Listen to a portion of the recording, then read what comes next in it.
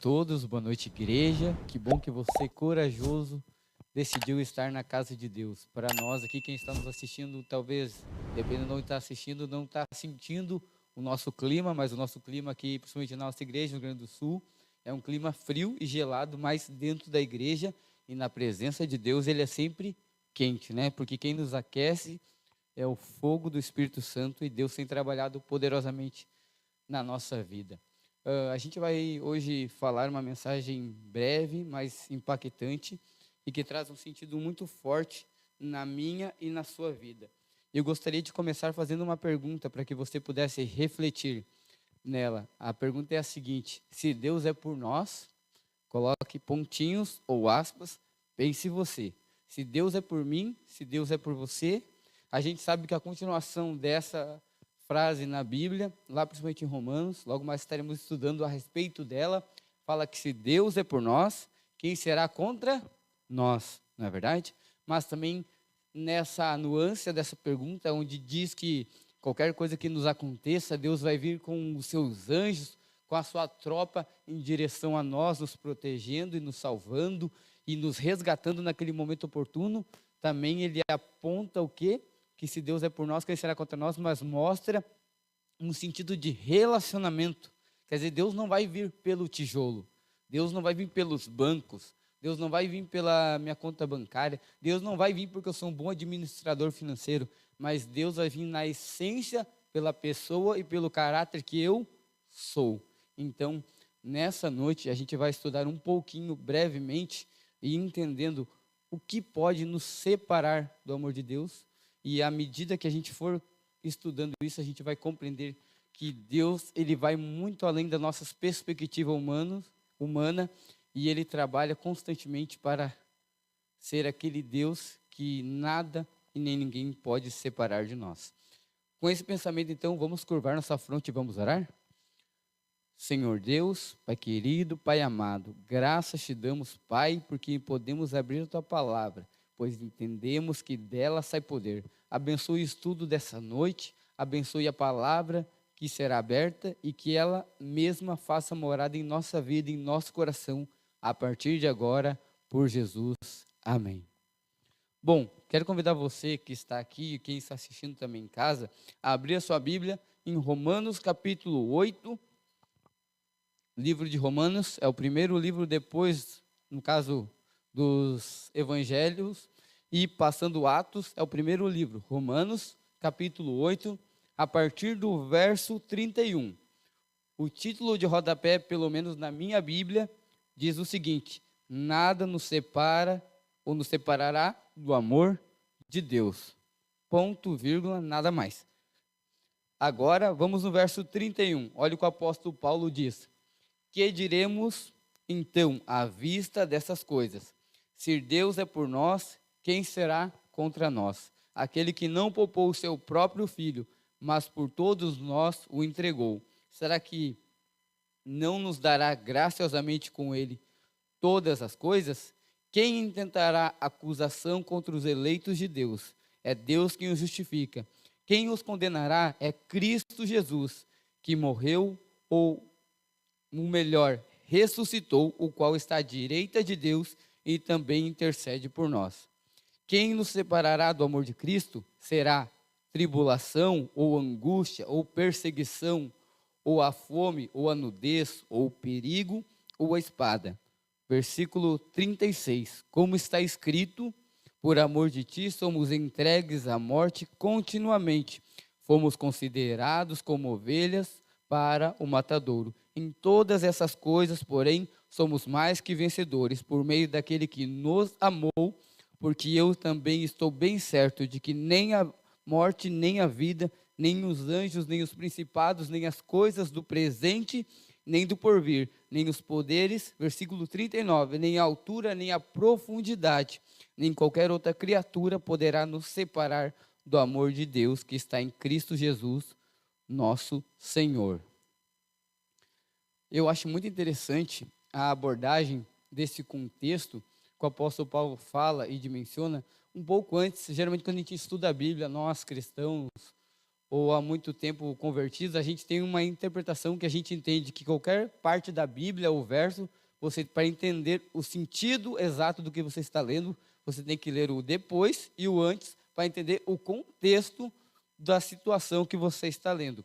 E eu acho interessante que o apóstolo Paulo, no capítulo 8 em si, inteiro, basicamente, ele fala sobre as glórias e o sofrimento do porvir, ele fala sobre como o agir do Espírito Santo na vida da pessoa convertida, mas também, ao passar disso, ao final do capítulo 8, da análise toda teológica que ele fala, agora ele apresenta um Deus que, diferente do Espírito Santo e diferente do sofrimento que nós passamos, é um Deus que não é omisso, é um Deus presente em todas as circunstâncias.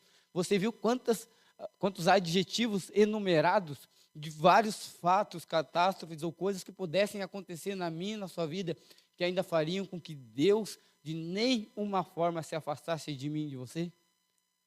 Pode vir caos, enchente, tragédia, angústia, terremoto, furacão, vendaval, o clima pode mudar, as leis da física e da natureza, o apóstolo Paulo estava dizendo, podem mudar.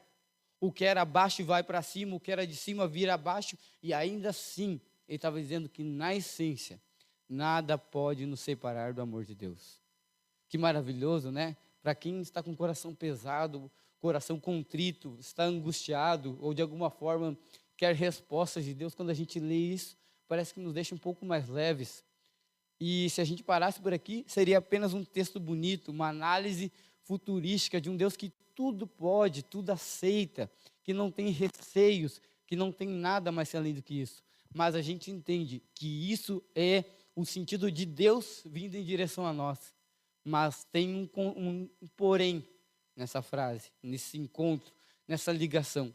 Nada pode nos separar do amor de Deus, mas o que eu estou fazendo para que esse amor chegue até a minha vida? Você entende que se uma pessoa ama e a outra não ama, não existe um amor, existe apenas uma pessoa que ama e a outra que não retribui. Geralmente um amor, um relacionamento, um casamento é baseado em duas pessoas que se amam e tendem a se formar uma só carne. Quando a Bíblia apresenta um relacionamento entre homem e mulher, apresenta justamente isso. Dois corações, dois sentimentos que estão ligados por um sentimento só, através do matrimônio se tornam uma só carne, e a partir daí vive uma experiência de casal, uma experiência única, baseada no amor. Quando vamos para 1 Coríntios 13, a gente vê a descrição do amor de Deus. E ele fala que permanece a fé, a esperança e o amor, porém de todos estes, o amor é o maior, mas não o nosso amor. É o amor de Deus, a base do caráter de Deus. Mas sabe o que eu acho interessante nessa analogia que o apóstolo Paulo fala? Ele nos faz refletir uma coisa.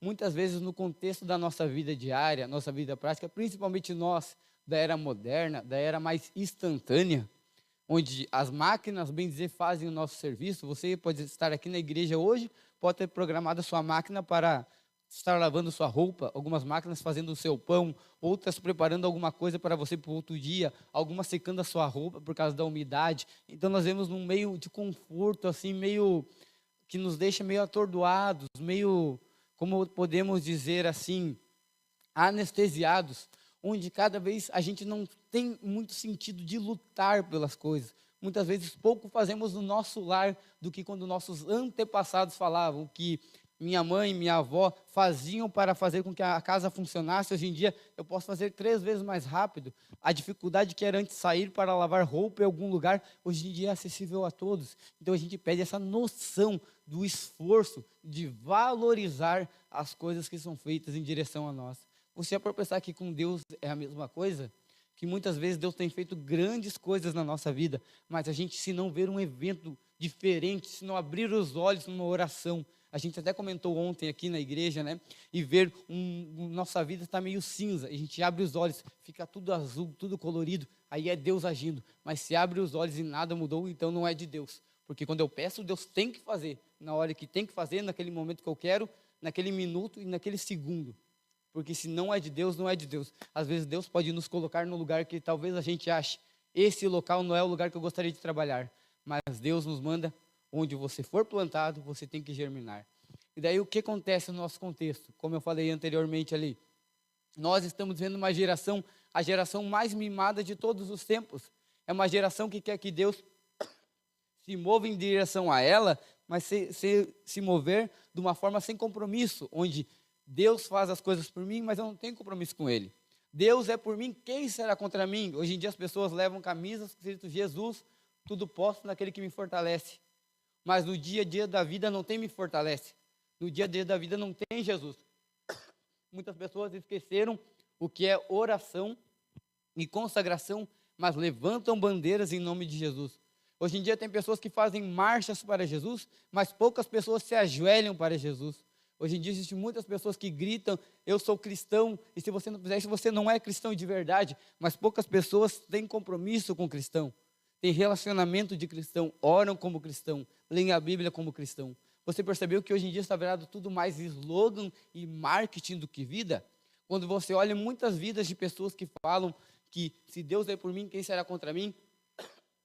Desculpa, você vê um comercial de margarina.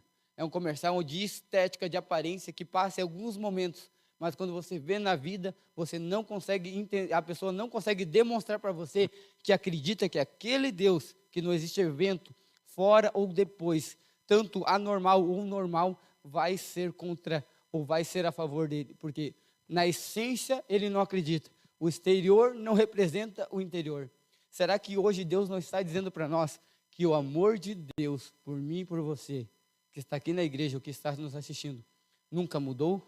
Será que ele não está dizendo que em contrapartida, nós que passamos a diminuir o potencial do amor de Deus, e nós estamos cada vez mais comparando Deus com os padrões, fazendo com que Deus se pareça mais comigo, então cada vez mais eu me desaponto mais com Deus, quando não dá alguma coisa certa, o Senhor não me deu, quando aquilo não acontece como eu queria, mas Deus não me responde, mas Deus não me ouve, aquela igreja, aquela localidade, aquele irmão, que hora que eu fui aceitar ser cristão, adventista, alguma coisa assim, porque a minha vida a partir daí estagnou. Eu começo a questionar as minhas escolhas, eu começo a achar que eu tenho mais atritos do que eu tenho bênçãos. Parece que quando eu aceitei Jesus, eu abri a porta dos fundos, de todos os problemas que eu não tinha, passaram a existir. Mas aí vem a contrapartida de Deus. A Bíblia fala que para nós termos o que Deus nos oferece, tem que haver uma oferta. Quando Deus pediu a Abel e a Caim, ele pediu uma oferta de adoração, de reconhecimento. Ambos tinham o mesmo padrão de oferta. A diferença é que um entendeu que tinha que dar a oferta que agradava a Deus, o outro pensou, não, eu vou dar a oferta que me agrada, porque eu quero que Deus veja na minha oferta o que eu fiz por Ele.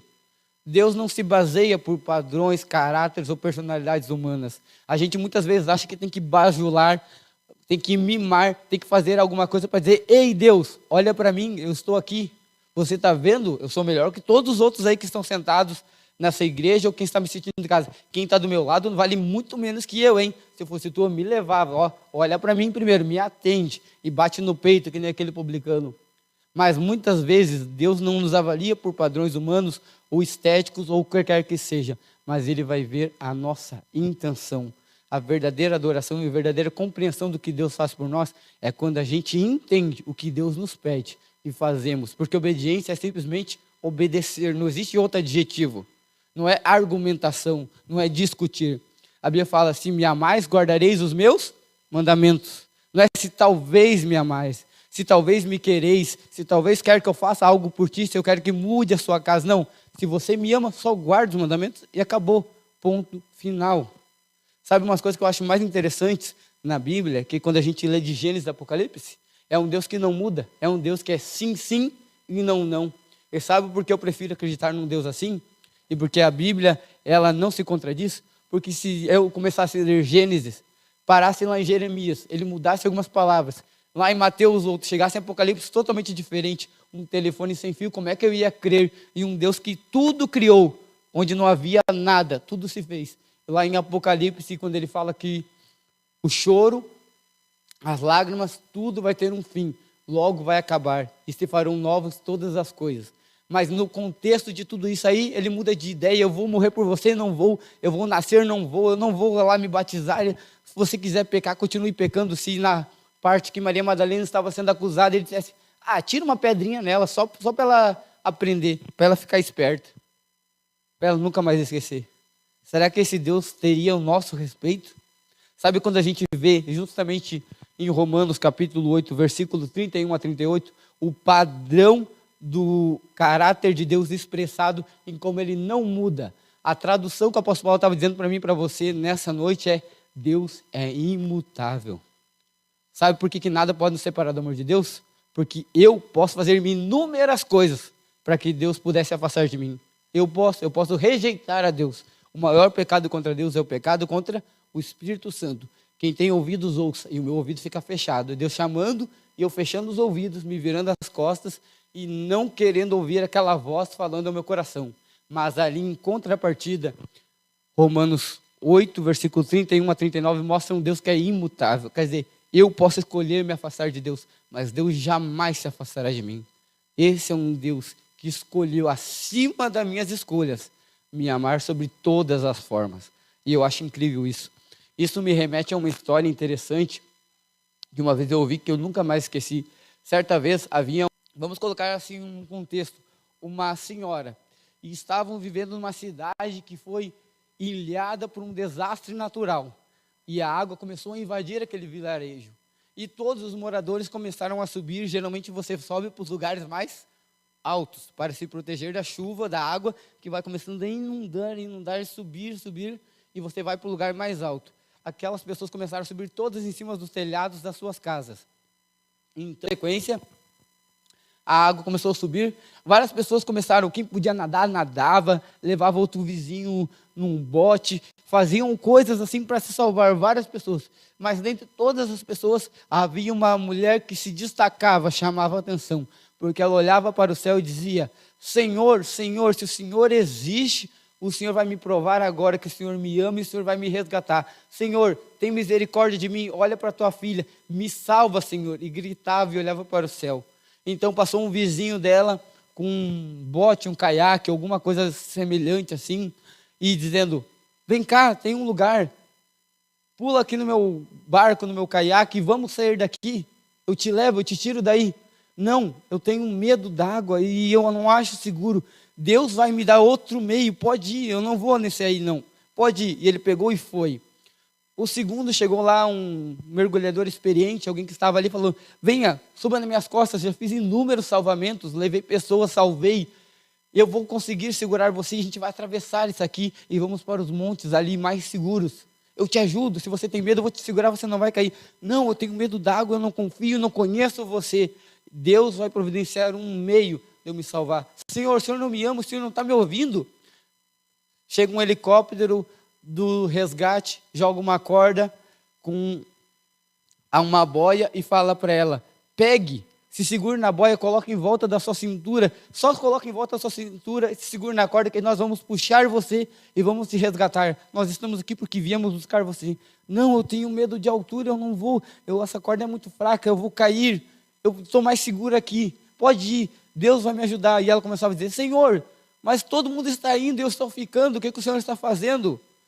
O Senhor não está me ouvindo, o Senhor não me ama, o Senhor não quer me salvar? Sabe o resumo dessa história? Desde o começo que essa mulher pediu ajuda que Deus pudesse providenciar, Deus providenciou todo tipo de ajuda para ela. Mas sabe qual é a moral dessa história? A ajuda que Deus providenciava nunca era a ajuda que ela queria. Ela queria que fosse a ajuda do jeito dela, da forma dela, como ela gostava, como ela se sentisse confortável e de uma maneira que ela pudesse ver de uma maneira extraordinária que fosse Deus. Ela queria provavelmente que Deus colocasse a mão e a puxasse. Mas às vezes Deus vai mandar na minha e na sua vida um barco para nos ajudar em algum momento que tiver dificuldade, vai mandar alguém para nos abraçar e nos carregar em meio a uma tempestade, em meio a ondas fortes, e muitas vezes ele vai tocar um bote ou uma corda para nos puxar de onde nós estivermos caindo. Será que Deus não nos mostra que nos ama, mesmo quando Ele não responde conforme a gente espera? Será que talvez aquela moça ou aquela mulher da história não poderia ter sido salva 3 vezes e ela rejeitou as 3 formas de salvação porque não conseguia ver naquelas formas Deus? Porque ela não entendia que Deus não nos ama pelos nossos padrões, que Deus não trabalha conforme a minha vontade, mas que Deus faz de todas as formas para que a gente possa ver a salvação nele. Um barco passou, alguém passou e uma corda passou. E todos passaram com o mesmo objetivo, tentando salvar alguém que não aceitava ser salvo. Sabe o que eu acho interessante na Bíblia? Quando nós comentamos um pouco antes, né, de Gênesis e Apocalipse, a gente vê falar sobre um Deus que tem um plano de resgate para nos salvar. O resgate de Deus começou quando Cristo veio nascer, crescer, morrer e ressuscitar. Só que sabe que vai chegar um tempo em que eu e você, assim como aquela mulher da história, vamos ter que escolher se vamos aceitar ou não ser salvos pelo socorrista. Porque Cristo vai dizer, você vai entrar, você vai pular, você vai saltar, a porta está se fechando. E aí o que você vai fazer? Porque nada pode te separar do meu amor. Não há profundidade, não há altura, não há largura, não há eventos climáticos, não há ainda coisas do porvir ou coisas que não existem. Ali está deixando bem claro. Até os poderes de outros planetas, qualquer coisa fora do natural, o anormal, o sobrenatural não pode te afastar de mim. Mas sabe o que pode te afastar de mim? Quando você decide não confiar e se entregar em mim. Enquanto você não aceitar, pegar a corda, eu não vou poder completar o resgate. E você pode ser a última pessoa a ficar, porque você não entendeu o processo da salvação. E para nós já irmos para a parte final da mensagem dessa noite, queria convidar você a abrir lá em Jeremias. Eu gosto muito desse verso. Jeremias, capítulo 31, versículo 3. Ali o profeta Jeremias tem um verso que eu acho muito impactante e a gente precisaria ler essa noite para que a gente pudesse compreender claramente a respeito do amor de Deus. Jeremias, capítulo 31, versículo 3.